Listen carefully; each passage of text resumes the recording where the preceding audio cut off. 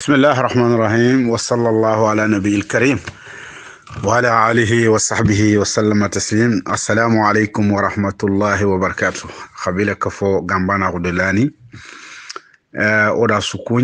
sukuni nafata lani khirsi khorena aya gana Sheikh Alhaji Abdullahi Isa Kamara oda do gajaga manchukuni na do sonin kara sukuni na Allah tiga na nyile Allah tigana na nyile Allah tigana ogana akon khadanga afamu ndengaren khoto folmane yogoni maka lakin kotabe ga kholenki nowe be go yonkini ku kamma tume be go yonkini kamma agarni katto ga kewayas debarni nan daga lani nan daga gajaga nan daga sonin karai haju hamini yogoni nyoma ka hamini kuga tukkine harmre membire mo khonga parce que Allah garando sar suka fudunay imma dan lakafu jamu wala dan lakafu kai wala dan lakafu saranoi wala dan lakafu dinai wala dan lakafu debei harmre men nyagana ngalmre ma ko timantengani har dina gantang or kon khadananti gambana ko gilelo sasnaka fi bani or kempa mu fini kususu famu ndempale na laban da sonin karada nanti jamoku filibe ni game dina ndigamente jamoku naka odo soronte me serebe no diga gajang do dina digame batte keng labi be dan kenya gam labi be da makota su hakle do ya godo toruga nga famu no nanti onte dina ngajangay parce que ando sere nyanga jang dina nga serbe khasugo khoro dingray ankende dina khara akende dina khara akhram ko kiyama famu siringa kotabe agar famuta nanti igeni fami mo kebe alla dina no kundufe akama na yile anari kat dina sobeke ken dina sobe atokon sarawa atokon hadamre mako me or fam kam gonanti odo dina nchoronte me odo onte dina nga jangan odo soro kubeni ga me soro fe odiga be futunu do alla dina batte soro fo diga me futunu do soro ani odiga me futunu est-ce que iro hadamre mako nyimeno est-ce que kafin soro nyime yimeni hajuni ko yimeni kebe gi na fana youtube kebe gi ijemungan kebe youtube Allah kebe gari taga youtube yimeni gen kebe youtube masalan anasre khirlani no ngolen kan na khirna sigindi nanti an kembe gat lani kenya nanga manne nan dalani and lani kita kamgo ali yar kamgo an cerfono li kamgo ube sere kenati jamu yan bacili ana tirndi bacila hunguren manen cigi garan khir bacili manen ciga ampa baganya bacili wala man intike sutu suro kuntike sutu kenku nga suro anta wa ala kulli hali surwani ijemundi khairi inta bakme kun kat nyan surwata iga ka fini tege funi beni Allah gari tege fun cusu taga agar jahana ani ar jahana kundunya Allah gar tege fu su taga ken tege fu biro enda siroe Allah nta fayni Allah na ar jahana nanti yanda taga akar ko tangna rana kariado kebe gan kawana sokakam ana kenya tunu sorokuya isef mo gonindi nyam mo gonindi gol nyam mo gonindi bire mo gonindi inte fofo dabarni inte fofo kongo inte menyi ni fofo inte kafini na fofo siti foke de benjo munga bakay foke kanje munga bakay foke dina kheriga bakay foke hadam ramba gonjo munga bakay kenkat nyana sorwata serbeni kharangen tima tuwa guntima hakle yimenti ila ga duna ganin duna dum bire nga mobe tayib oga mulena fobe ko alhamdulillah be ogar ko diga mun kamay o diga muku sababu nyalenki oda wojo gobo terenka wojo dumbuku e giri o khise go jawnga odo wora waxin ci fi kamay Sheikh Jakraw Sule Kamara am fofoto ada diga muku talantintondi sonin kan kanenga adi tinto dikaninga adi tontondi debunno ko adi tintondi oga muskila kebe no aya gani koma ko sonin kala kato gala to no gamul na fobe ko gelgel gelalana dunata ko kotabe gelalana dunata ko kotabe Allah gar hadmre mentaga afusire nda fobure na garendo tongun taga koma gumu de munyana tongu ya abadan koma gumu de munyana tongu abadan kho fibre lagant nyana fisrey mo be gelgel gelalana dunata kem mo wane gelgel dunana tege ado sasnaka angre jama sunyi no kusu jama ke ga birena koma hun système nyakam ima yan soro nyan komo wala mega du nyan komo wala ga du khil komo I kat nyan soro ay il faut no gare ndur duro nyan ko I dina ndi bire ndi digan kanun ndi golnya mo ka susunu goya gare ndo tampiendo lesme nyan ko ken pami ana laba suda gelgel gelala na duna taga do sasnaka maduna gang daga giri kota be tibabu ni ngar fatambinu laga arabu ni ngar fatambinu laga fatambinu nyime duru ngar meraga jinna ni ngar hadamro mul laga setane ni ngar soro laga kuma gumma da munyana tongu abadan arantanyana tongu arantanyana dina arantanyana fola banta katanyana fume kintendo gare nduro mbana gelala na duna de ber maduna gang giri kota be awren maneke tangar serenyu no kusuduna no angar soroni no kusuduna no ilaga kafini nanti ona mede ma koma gulla ga sabatin de ben no mo wala jamane no mo be akatnyan soro sikibana serbeni tuago fofonti ma hadamre ma gonno dina fofontiya e itari ko keyime hadamre ma gon tari ko no tari la bantenti ma mpagi kenya jo pandang sasa gilagana ni lani ko nyaga ngani tirndi nan khanya lani ko kam mo rant ko nganda ifa bani rant ko nganda ikismani rant ko nganda kun katnyan sermerin to nyata ikatnyan sermerin to nya dans tous les domaines ikatnyan kebania serbeni merin to ngani haklen kara imerin to ngani dinan kara imerin to ngani haramre magun kara akatnyan kusoro bane kun charandamu alla ganando kun kofu khaga debey wala khaga kay wala khaga fofo glinga ndanket katche sunya khankham ke ngana nya har khaga saqe fabia anke ngena hadmure menya angadmure ma ko kisrenya andi nan cirenya ni angori mo on cirenya kat hadmure mun katalay anci men man nkusoro no jamu kitan kammo nkusoro e tampie mbaki kamme kammo nkusoro ina khair kitan kammo me kunchoro anke mbegen hadmure menga hadmure ma ko ngam ma dina ngam ma sara ko ngam ma ken tampie nyanan kamai angana sono kuso angana jamu kitanga mo ko jomu kenan jofan choronya imanyi man jofan wala certainan jofan angana simeno kuso angana choro kumu gunanti tampie no honga anti mena tampie ke ga waqi mobe mais nke dege lani simme yogo nyimma simme ke adin tampini siri nchoro ndebe nka akhiri mo sugli nganda njamane na fataga jaga soni karamu muma ncuro kubeni ga fino ko fibe hari ibulisa gantu dungena rona no ko ibak kam iga garduro kebe no ko iga brey merinte kebe no ko iga dinambala ko kebe no ko awdo kon kada nan salle do sume do hijudo jakka kempati dina qur'ana ni man kin ko nganda kempati dina laysa al birru an tuwallu wujuhakum qibala al mashriq wal maghrib allah ndiga menyan Allah dina mpati nanti nga salli ni nga sumi ni nga tel hiji nga jakana Allah dina mpati ken Allah dina na manne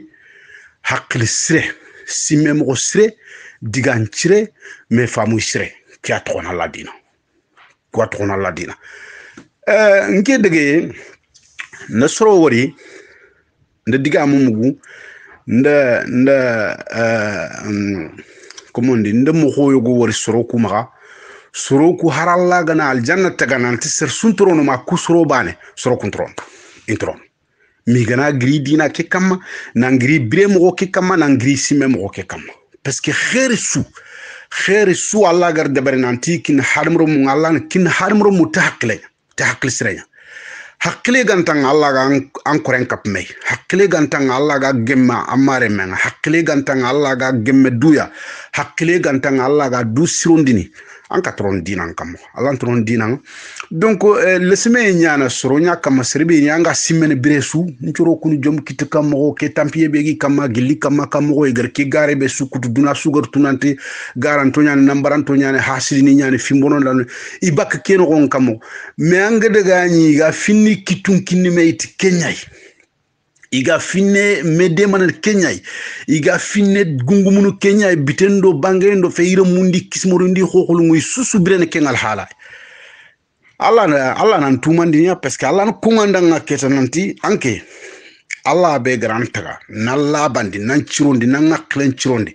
Allah de diga meritanga de bebe no ngo diga bebe to ngani gambana go sunke fo nya bane ona me hakuntango nya hadamro muy keta wonya soro keta kuncuro hari soro filisiki gade be ken gonga ko khabila ko fo be galan no amaro mun kunya ancuro nu kunya kube ni andiga hari aywa mo sugulinganda kacce sugunyanga andina kanketa ken kacce ikunta tu interina tu intemulana tu anmana debar antu mana nyonki ken ronga annam pike suutu ketana kinalay nam pinin trongondi nam mungudo isime kedo duwaw kebe anga nya debaran kendo wuronga itumana kammo haklulin kammo ina fotunu kammo ila ben kammo ke fini soronga kammo inyana soroy kammo katdu labandin kammo anna lato bak ken tampi khore keta kenya ngati alhamdulillah wo jom parni gilo wona khempere lakin ngara wojoni ku terinka nda waxin terinka jakra usule kamara reazi wojo ki kama nda famu nanti jaga sime bege nyim magado stratégie krumba bege magangamul nawtu pour na brey tout mante de bari parce que brey la bantanya na Allah dinando sime sirendo hakli sir alhamdulillah gambana romunde kenkita duna subaga khala duna mumu baga khala har kubeni ga a contre nga kunyanda famu na koto inanti odin teme futun saraw odin teme futun dinanguma odin teme futun fi bane asasa khagar khawi mu manya gar ko nga kebe do nambara kebe do merinta ko kebe khabagano khonga khalika fi hadam remako o gertu surwane keta i décider nan ni wi mu manya kenyan khong on finin to qala maga ona latu bakka duwa gebe ke do ara gebe ke do simay gebe ke kamay al kebe galinga la dangana nyangiya ankenna continent mbire entagana tongun kama dinan kama Allah da akhini kinanga Allah da surun kinanga ngadaga duna no kusu onyamul na kwa jogu ojoke kama na labandi khabila ko fulani danga nanti digamengo jopeno ko bo farin Kenya ko gel Allah na duna taga kota be gel Allah na harimro mun taga kota be ko maaxu amada mu ñana tongu abadan alanti ñana tongu soro filipet duna no rankat kunya ñini gamel ni ko maaxu soro filipet ima kebe mulina nya komewo ima kebe mulla ko maaxun to nan to wala jamu nan to kat ñana soro filibana pet serbe hakle gantey fofo hakle gantey dans tous les domaines. Il n'a aucune expérience dans tous les domaines. Adina nkara gollen kar hari gana soko into fokitan. Hari inda soko into fokitan. Inda tangi into fokitan. Inda wankint laben. Igana sali salun tregen. Igana hijun tregen. Inda digamu irant tongkong. Wota khada dans tous les domaines. Koma ron kata sebetini kemro bana. Serbe dina suntei. Hakle suntei. Alaga fofo de baran duna kempo jomulaga bakano kusoro filibanan kat koma on tigiti kusoro filibanan kat dumenati soro bire lemma ko ngando serena bire do me tunani nda worinda ga gilinda ga xenne akati nyana soro filibana serbe hakile suntei alaga fofo de baran tuwa ko sunta magalaga fofo sebatindini e akafini duna mu manchu lomburunya duna mu manchu lombure na mane serbe allanta dudanga anyi meytu nan talanta duda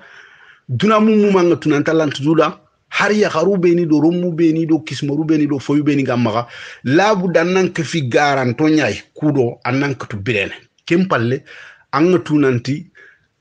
aray sunta maga laga dubirandini ken lombura kon campagne Kenya serbe ga tunanti lanta duutu debe ke suitu nanti lanta duutu e duna manga tu nanti lanta duutu ado serbe tuwa sunta ma fofo no so e tuwa fe tangi tuwa fe dina tuwa fe hadamre ma tuwa fe hari gana wankiti labe inda sali salun trega akat nyan kusuro filibana donc kusuro fili pet gel la na duna taka kuba nan kata nyana o kusuro ke mo ko sas ananya sere tuwa hunta ma fofo no hari sokoye fe tipe fe meganchi urunde fe duna tuwa sunta ma kille sunta dongo dunai kille be alla gar ni sigi soro na kananti nkara e kede berni laga du brandi antama ken bana nanya sere khadi duna su lombure ne kebe o gira ko sa nanya sere khadi hakile suntanga hakile be soronga famunu nanti agana keken ko ara ila bandini atwa gon kille adiga men kille adina kille akhrangen kille ken ko ala gana nya anga busi baka kunturo no wala kunturo yimeger du busu bakanga igere hare dulato ndi bakanga ala dan tumandi ade likin tu bakan kama nalla bandi nan chonondi ona la bandi dunamu mu manchu danga nanti kota be ga holenki to ana suranta ta gun dunano ko kelenki nanti ko ma gun mene bo anabi nyimu nyando ko khayfaru nyando ko malaika nyando ko kellabe kengalabe to manne keta a tokota o susuna famu nanti gelgela la na duna de berina la ta lenki ko ma ko mudo munyana tongu aranti nyana tongu e anti nyana tongu maduna gangri e aranti nyana hadamre ma ko aranti nyana dina aranti nyana labe e anti nyana kusu ya maduna gangri ko tabe awren man keta soro ku filibe ni gano ko kebe ga do khili komede ben no nga ado kebe ga atini we bo lada bani ani bo imelo lada ninde bari man to bani ani soronga khili hore wala imega du siman hore ku soro fili sukka fini tege foni nchu fo nyer gankonya on titina harmru mun fo nyer ganko tini tege foni nchu fo nyer ganko serebeni wala khabila be wala jamube wala debebe soro ila game famun fikama fibe nafa sugantei sera sudan iga fofo de barni adina kille asimen kille akhrangen kille asunya asukatnya garendo nambrando rombana inshallah na sukunya na sukhanta na ndo sudanga na labanda sudanga nanti lenki yani koto beni aga kefini koto beni determination ga rono hakli surunga klun no nanti ke kille kundu har duna mu mangana lato bakay nke katinyana ke kille bani parce que ayana khairi nga dunay ayana khairi nga lahara ayana labe nga dunay ayana labe nga lahara ayana hadamre ma ko dunay ayana hadamre ma ko lahara kille tan suntono aga fetan nan anna lo fotan no gon fobe nga gri soro ku ben tar ko ngana sa sa ga brena no gon serbeni yimeni yitu duna suitu e yitu nanti duna suitu on torona lank bare parce que yaqilu kulantal angani trindi man ko na Allah iranta ko nganda donc otinata yimeni ga kebetu ado yitu nanti duna suitu nanti yana duna su ser fallanko nga yana duna su lomburunga kilenchu ikatingana garanto fayano serbeni arangana nyokunto ke magana andi gana ta halle mawa angana nyirna swana nyi dan kompon koso wala dan kan koso ida nyokumpe ida fe kun katnyana man hadam rendam kun katnyana sorwata iga kafini duna mu mancher fallanko iga kafini igar fofu ko anda hadam rema ko no angana ga fayanti ni Allah gar ko kundunga anti ni hakle ngar ta ko kundung na sukunya na sukhanta na ndo asudanga na labandi na ntisir su khairi ganduku jamu ganduku harambire ke yimeno anangri sasa nan chance nan changer nan wike mumu mamprago nan bori bak kusoro no nga e na labandi la nan tambori bakino kempal kebe gan kitana antala hardu kenci kanga ya serbe ondaga o gille sino na kati yani kebe ganya duna surwori diga mu beni ganyu kongini gollu beni ganyu nyangini kota be ga kholenki tribunal en krindente fotana krindente odu tu ser suga sigrebe adalla ga diga mebe kongo ado anga décision be ga magalla ga wutu bireen kara do haramre magun kara sino fili siki gana kafikay kebe ga nyana duna suy wala wassalamu alaikum wa rahmatullahi wa barakatuh khada kha nyan dome hadam somel wal bacili maduna gangir kota be gambana u gafe jama suntono fedde suntono kape suntono marema ko suntono ala ganya na foi na faga bakay ngajunga jofene aga fatkiya wassalamu alaikum wa rahmatullahi wa barakatuh odo akhindiga menya trenka ma sha Allah wodi trenka ili ngodanga oda fotani trenka kat kungarini na laban duna sudanga nanti determination totale kawafinyani wassalamu alaikum wa rahmatullahi wa barakatuh Allah ona profiter na diga musiki jowa kama alhamdulillah wassalatu wassalamu ala rasulillah المبعوث نعمة للعباد ومفتاحا للعقول وللقلوب ودا عندي كم ترنكا أرجع لابن ننتي كتابة كقولنكي o susuru famu nanti kubeni gani sefenenti aywa koma gonna dinan no gonya koma gonna kitabu nyano gonga isukuru ona profiter na diga meke komplandi tango mo folmane ko sangar ko mobe or ko ngada nanti système sugani sonin kara système sugani sonin kara système ke bazini kharambala hundo serande nyakam kharambala hundo serande ngana debu beni sigindi ado kengana kani beni sigindi kengana sumpuni beni tefu sere batranchere ngana ro kenno khonga anta khempen profiter ne soro ku kama bane ko anta khempen nam profiter soro ku kama anta khempen kembane kenya nya sababu ana sere ngor do bukuno wenati katina almami nya ngana trindal mama ngure kebe sonin kankana rant ko ngol pourtant sare sonin ko nyana ko ro sonin ko be debe ki su almami nyina ana trindal mama ngure man sonin kankana rant ko nganda donc or ko ngala nan système ke bazini kharambala hundo serande nyakam sorwanta ide suge atrinkata ine sugano nya trinkante gana suge ke trinkai khana suge ke memore ko kaseti moko inda sigino ko be ine kunyare petenta mais angani tinde explication la bante rant ko nganda donc pour na arike digame ngapi ende semanda arike bakamurchani gambana ko sel babi kamay yo joke gritno nyai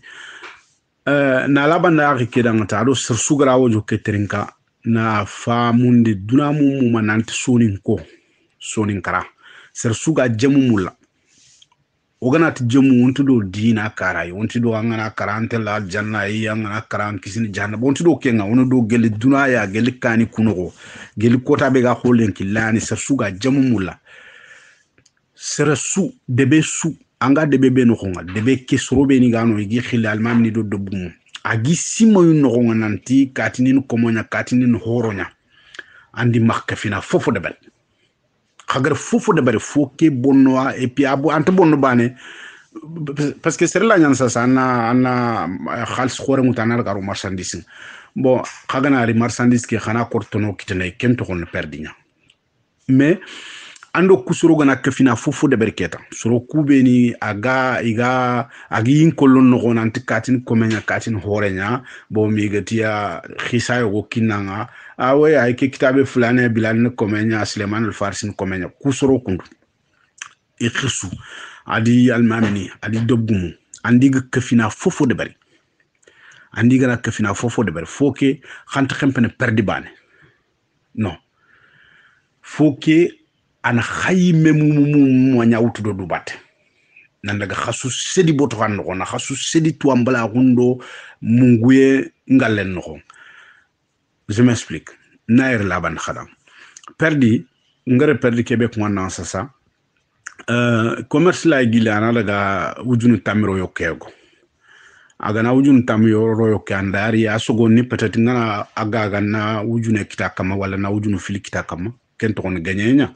bo aganare agma har wujunu kebikita akhar wujunu tammiare am har wujunu kebikita keton perdinya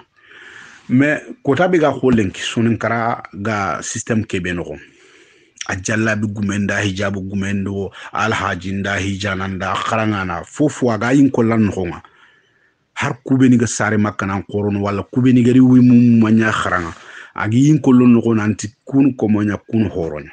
isalin ki aka may sumin ki aka may fofon ki aka may alma mini kudi debu mo ko su base ni ki ay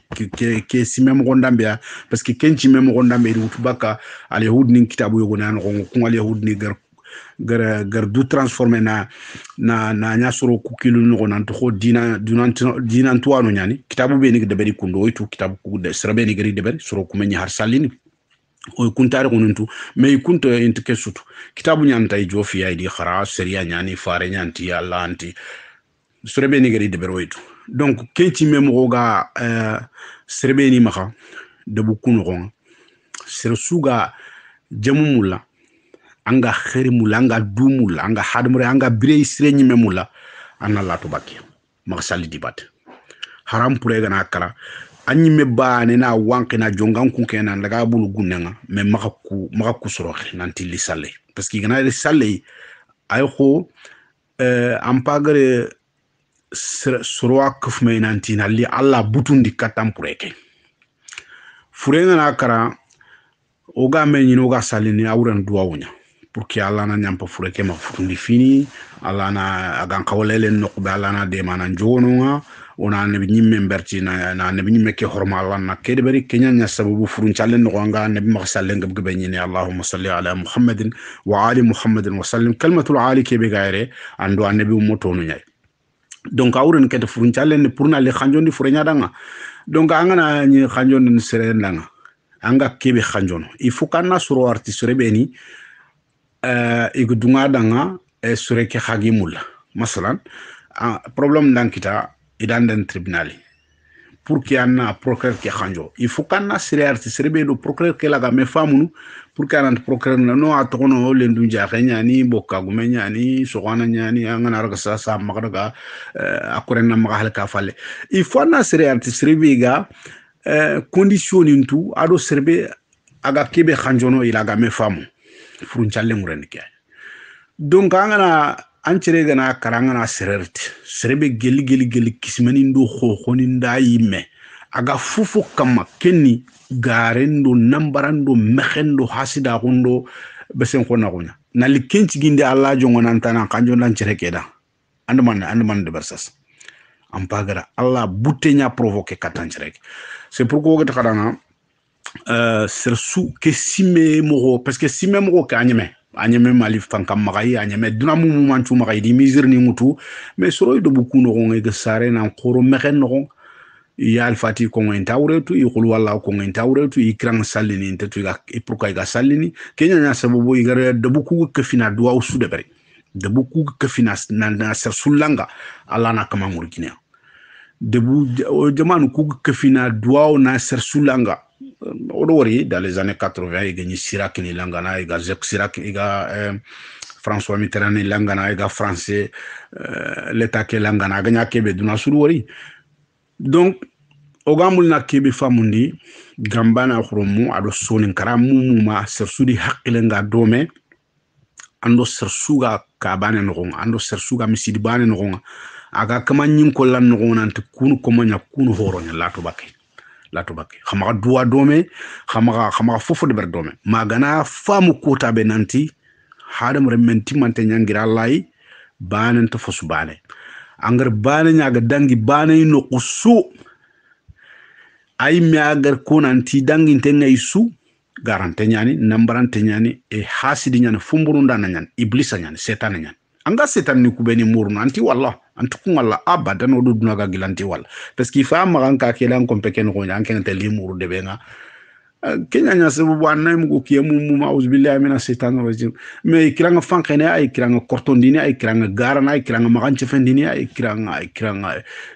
fayini ay kiranga fibre ndur duro nya de barni kiranga jenini ay kiranga garana manen ciganga angana kompento ko an kan no walande ben no angana nyirna nani ida ko so ida nyokumut parce que surwani wodo dunaga gilli ntinyana fofoy parce que mo bugu no ko igan xawnyana foy e ntinyana foy madunaga ngir kotabe kenkunga almami wa debgume wa khirse wa sallana wa hijana wa ga yin kollan no ngo tan nan to kunu ko monya kunu horonya agana har duwa maga amina laka parce que duwa kenya langanda nyaga xenne serbe ni gana ta amina gel serega mo kitana ile kata yime onyamul na era jogo Cheikh Ndiga mun kamata na laban duna mum monda nanti gel lalla na duna taga gare mudda mu nyana tonwi gare la semben kitam kinke kinci kanti sersuya tungul la tampini no koyogo kin qasi kanti sersuya gare mudda mu nyana tongu abadan e garanti nyana tongu maduna gangir kotabe kumaru lantanyana alla dina alantanyana hadamre magu alantanyana kafoga tegena tay kafobe nafaga bakke maduna gangir kotabe angari ni kasuno angari ni debe suno angari ni jamane suno ko soronga menyana komoy moga malato bakke parce que debe kile garne krenia ka kile garne sankhini jamane kile garne kenya nya sababu sonin kan debu kubeno ya ngi sasa debu kuyo goni sikai ujune sine bakka yanci bomoko kana yanci Dakar kay Dakar siginda no kudo banjul ni do bomoko no aksot kubeni gari sigindi girsonin kan debu ko anandaga girno nyay igirno nya ina daga deb khoro ku sigin pourquoi deb khoro ku gol développer parce que gana jo feno automatiquement ido certain nya meñi no kunchuro ga birena harmre ma ko tanani no nga système ke su changer na inda jo feno nga ngana ni yakhina ant sereke jamun trindini angana ni demandina ant sereke damben trindini ana demanata harmre meñan ana sere wal taga linganda sere nyani o swan sare fabe o subu ko adama do hawai mais so linganda bu kuga système kebe kam ke système yi di nanta kam dina fe garen durondo nambrando jambe ndo xennenya idi kenya taga isi mendi ke atona ladina ida modini lo kenno ida yogoni raga ida kunya modini ida yogoni raga ida kunya dabumu ida yogoni raga na kunya mangu ma duna gangri ni to ke simem ko kam to ke mo way to ke mo way kem ko na la to bakia ona sime mo tan wutu ona ndaga kane nan dangi kusroyi angani ni no koya ikunyi ndem male jamang amale jamang migeni ke sime mo sanche ikapalle ma fofo ma wajibang ikapalle ma fofo mo wajibang nan to lato no bakia haqqat sunga lato no bakia kenga khatiani tam tumenga talalin katang nandi to tinto no mei tampie nyalina Allah ganu da khatumandi Allah ganu khairkino da khay wassalamu alaikum wa rahmatullahi wa barakatuh na labande tananti on taga est-ce que dinangu mu nyal ma dinangu mu fe o dangi kenga on taga est-ce que koma ngere man taga on dangi ken kay atoata serbe ga jamu mi la gali dunay ki leba nga khawawtu and fam wassalamu alaikum wa rahmatullahi wa barakatuh inshallah waru ko joni tenka san ado marqué ado labando da nanti jaga nyere bananti jia ogar kebe famu sorongo duna igar famu igana nya ko migu khirse ke gana nyisefena awuno awojo ne kula garun terinka dingira way merko nanti iga ma war kundu magdaga sonko duna sugi sonko khanem awren mane ado serbe ni ga bren men o iga finne simen kundo o fa bana ni kundo kismani ni kunda o kula da ni nyando fo nyan la to bakiya la mexen duro nyani ila hari gana wanqint la bene intla bene to waxunti ma haqqlenti ya la to bakiya na jamu kita wassalamu alaikum wa rahmatullahi wa barakatuh kunyu ndenga kat lan mu manchua kunyu ndenga kat lan khis khore nga ya gana gajaga khis khore Sheikh Alhaji Abdullah Isa Kamara ado sersuga simena am hokey sonin karano ko ngoda sukuni na gambana remegano kusuna sukuni na labanda suda nanti serbe ga simono no sanganya taku haqqat suangana nyo walla amna simme mo tana wallo makha wori mo tana wallo makha o hajunga kebe kufi butunu fe kufi dungu fe almama khuni do deguma ko kanyani re fe nyani non odangi kunga wassalamu alaikum wa rahmatullahi wa barakatuh wa katray wassalamu alaikum assalam wa rahmatullahi wa barakatuh ma sha Allah lengi ke insha Allah wa khandome wa ala kulli hali o khatrin kenya radio sosoni ku kama o khatrin kenya lakin golengo wendanga golle be khagani antasere dang mukayketa ansere la muka safande ga safan parce que manenda gambana khoromu Allah ganna khair kino da khay Allah di khairin cukaf mena kina khay na laban duna mu manda nanta ne bi nyimengari makkay mo ko baadu dina ngari mo ko be gambana khori sonin karay kundu nyay jarrabanen tina kan tuwana be gana bugullen kinantanga difference lamane roni na kan tan ana koyni duna mu manyi diga mu kuno ko adan analyse ken ko an koyni duna mu ngananti amme haqqila lo kan dunay parce que haqqila lo ka huntu ni hadam re men haqqila lo ka huntu ni kammo serela nyana na tawretando linjilin tanga inankri inantirinde saliji mo mais il faut kan daga qur'an ananda kitabe ke amunyi pour que nan ko saliji ke mo mbagandini kan ngati no ga tunu nanti hadam re me antu hundan nafa andan haqqile ngodome antuwa hundanna fa anda ngakle ngodome birabe iganantirinde fiya fi ke ga kitaben no haranga mu kotu kuritini automatiquement igame batmo be mais tout de suite mangar famu nanti away ke fi dan kawna nyakundo mana saliji makhasiduni na harmre menga labene mo be yakudan kamana ndigalle ma automatiquement anna kaman jabini kundo nanti bo saliji asuna ninda farlani susunga na kafime har laganti iko nganda sasa afwan mais salidi ma khasidu ni anna do la bande anna chufuni ko la bande ngal laqi fobe angal digame be ko angal fobe fumpa angal kenya nya sabu bi gatna laqi ngan kan ngun ngan kan kitu ngan angana katuke ko automatiquement to famu nanti antu ko kan la base an la base to an la tawra kan to tayib onumul na man ko sa angana hadmure mbirante haraga mo qur'anan tanga mo tawre tanga mo linjilin tanga mais angana risigi kateta nante est ce que hadmure mella hadmure me nyana kome automatiquement hakle kitela out kitabu kuyimeri yime kitab pourquoi Allah garane bi men kay pourquoi Allah gar kitabu ngir soronga ana famuna automatiquement nanti Allah da hadmure mun taga nanti na iki Allah bane abatu birabe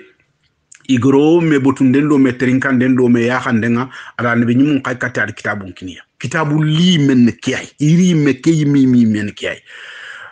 tayib gela gana ni sere gana ni ketan tawre tantang ande linjilin tanga ande qur'anan tanga wala makki sukara khanda ngui mu manyanga wajundi nanga sorode me sori iri katanga nante est ce que comment unda kan tenyana ba automatiquement question nyana man kan ko ma khando man ko ma serena nyala da ko me ba man na nya fotu nda ko me an question ki utukundo parce que kitabu kuriti kay ande be nyimu ko khayit kay oy tunu nanti tawre tan do linjiri ndo qur'ana ke be angara khara atta kuntenga kebe kama ko usulungu mungati nandanga tuwago ki tontontenga kebe imeno konga and kentu ato kuma ne kete detail anna kitabe muni wi bo serenya komei ke junub khoreana kama parce que and fawta Allah haqqenya ken keta ken detail nya mais base ke mi megene kebe kelli na ngaklenga tout de suite nanti Allah gar hadmre men taga tagi bani ala kote ma khalaqtul jinni wal insi illa liya'budun kembre bo seregana rikatanka nanti est ce que aytele serena nya serela komeba ankilun tel ta kitabu kuri menya ane bi mun qayime e Allah gar hadmre men taga do manada pourquoi Allah gar hadmre men taga ankilu ketel kimbazi ya utu ina tan langal usulul ilm wala usulul din yogoni nati usulul fiqh fiqh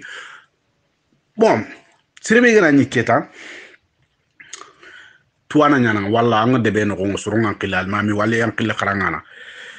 kemme sorieri de ben no nga etay bu katu gala tono mananji go gara ke woju sikandi jopo kundu parce que nde oding ndima matora trenka hawa traore Allah kanu ratanga adi korenchu agare video go yankande ada explication kini video ke sefan wolfon kannenya ada explication kini sonin kan kannenya wallahi ya akhi ndo serbe ga me karanga akhi ke wolfon ko kente ngolfoni kumulabe munguri ngolfoni nyimewo ngolfoni kumulabe sino mais katinge matora wojo ke terenkana hawa traore ka ken kale ken sonin kenya ndo wolfoni kundu folmane sagara mais o soro ville beger video ke faydo me akin tuya aset bega ta kuna jonga ga yigene mama ma kitenga aset ke jokoko jagala aken adol fo ngane ke fam matora gare explication kini wolfo ke do ngasima de kharalle manyane ado yogo gardu nya ko docteur na kharalle ma ke khri na agdam laydu be wutu digamen no konga ki sunu man ko en sasa ki sunu ko inia nanti tongu amuda mu ñana fofo tongu ñaga fe tongu lanta ñana fotan su tongu ñaga fe agana nya har bucci la mani aga no kube tongu ñaga ni akati ñana tongu mbani ya me angana har debe ke mu mandore ncu gana na la jurma kama kuta be khagana dore ke jaga nden jop khagana daga wore tongu ke funca ngata ngatu dan tongu nya parce que sere kenya mulana alaba ne soro kudanga nanti wi kene ke modu kundu ina bata ina komenya yi khoso ngonga menya no komo ina komenya yi har kallenga nari yi waklene ina du kare abaten mais automatiquement igar khirse ke khri ke be gar dunya docteur nga gar ke serbani khri agar réagi mo be har mo men na tiri ni men ki ay na nyille kat hakile ki tonton tenga kebe no wayani kalendo bre ado kuma hundo hora wa katinyana Allah do haramre membani anaka angar rando certain suna kanga siwa ando ko lombura hundo tuambala hundo kharambala hundo jambe en kamay ko tabe tengo ngana ko xemey anyille kat basique tayib ari ke ngol fomu ku kenyan tigaga ya akhi o gamul na kebe ko son konda gare modo munyana tongu maduna gangil kota har duna mu mangana ke final lo garen no honga kota be lemina mbutla mane gana sare tiabu wala ga sare tafsirga wala ga sare lani wala ga sare khabugid maka wala ga sare khalnyoro lemina mbutla mane bane ganari na tongu kota be debe ke yuko kasinda ya garen kasinda ya khambane nda aya gambanka gume asugili nan cigita ngana na tunante fiire fi yani foyo go yere. Pourquoi que sentiment garon de ben automatiquement pourquoi gambana ko gari sonin kara har ser bana gana ni debe be ko sambu jerete mo ko ka bana gana ni tafsir ga mu manga brakena yakam braken mané asuya xena ya sutron na ya man ko ad man de bari parce que agar digami kebe ko gajaga mu manga ni brene kebe kam gare kebe do nambara kebe do bindi kedo aywa ngama kam maya ona nya kundo na nya adaga lakki base nyay adaga lakki harmuru nyonkini kudi photo kudi tu ko getege base kebe kamala kenya nya sababu debe ke mu mangi ile kate e mu ngudi almami ni mu ngudi de bu asukilu na kam ile ngana kare debe ke mu mankilu lu gambana rom ko akam ken ku wala ga kebe ko sonin karada jamu ga ser sukhili har wire gesri anga mulla anga yigande sire mulla anga jisire mulla na mini anna nyille na lu gambana ko no kempale antla harduk nto gille sino nakati yani o gille sino nakati yani debu kusasa auto khayna ndaga tawo ma bakeli angana ri debu kusasa be anga ambiance be nyino anga tunu nanti kudobu ils sont en état d'alerte. En état d'alerte, ça veut dire ils sougil nantigi ici men.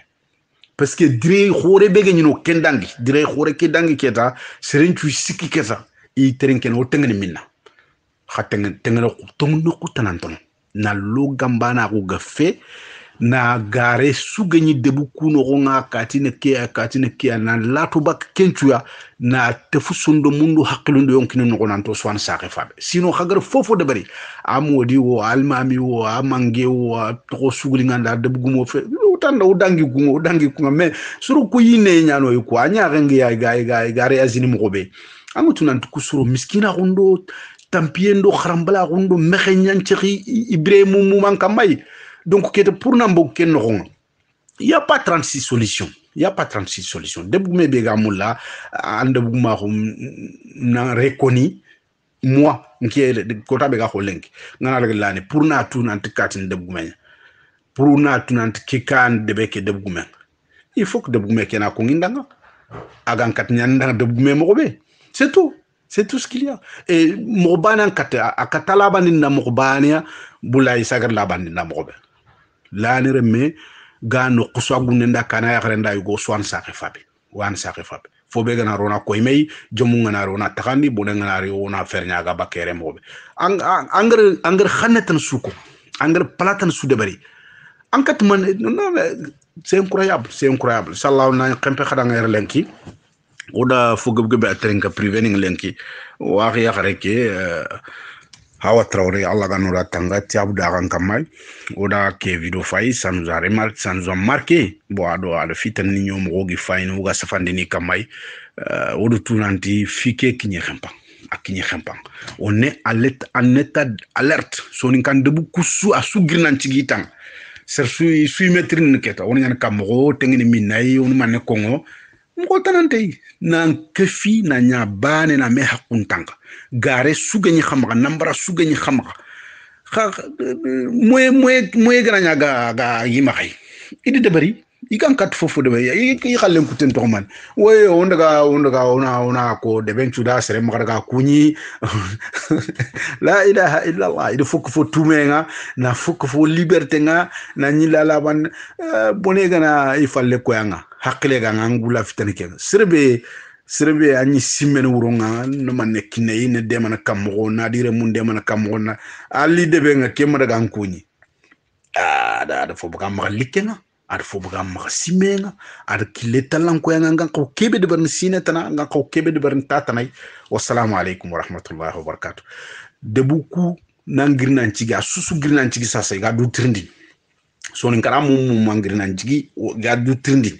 on mané de barni on man ko mo on kawanya kam mo tanante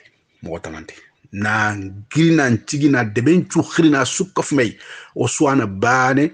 serbeger kebe bonondo suna tussa sangar kebe bonondo kebe aga tugen mo be o suna fer ku aga tugen mo aswa fay ono kitunkin may o gamul na serbe nya khirse ya ngar khirsa ke mérité atu ko ngam maxay anyano khirsa aswa fay serenga khubulay samoke peut-être ayam balla soron khirsa ko me duna mumu malenka gana khirndi sonin karano ko suylenki lemne sumu lana nyangi da kananke lemne sumu lana nyangi da imanki ken kunga serbe gana ni ke wori mo am ma de ben no kan no jamane no nesima malemne be ganta tuiga ke be de ben ketat yo ken nyani kenata de beaucoup ils sont en état d'alerte une doutrine dinia on man de berni on nyana kam on man kongo non il y a pas 36 solutions serbe ga mulina nya kebe a kongo do na mu gana expliquer pourquoi Allah gagnane kay et angana nya kay an man sironoy inshallah ona sukuny na sukhanta na laband gambana khoro munda nanti ko tabe ga kholenki gajan chobe ke jope sasa parce que ande tuketa nyangan minna makhen minna toran minna to ambala khun minna khureen minna angere kuntubane angutu kenga katana gajan chobe ngo jope parce que angana il faut kan nanyam pa kesuya quel qu'en soit votre lien votre lien nanyampia idi mexe kedi tora kedi khrambala kedi wundimbala kedi il faut bononde kedi sirki kedi ke jambe khoresu il faut qu'un nanyampia oublie-les tu prends ta sous anna killa bante mutu killebe aganyana srei aganyana hadmreme agan kap silamini agan kap laban agan kap trongontago wassalamu alaikum warahmatullahi wabarakatuh gajan mise kenyeme gajan qorenyan joppe kono serenga kono hadmreme kono yugonga kono silamenga an kan killewutu wassalamu alaikum warahmatullahi wabarakatuh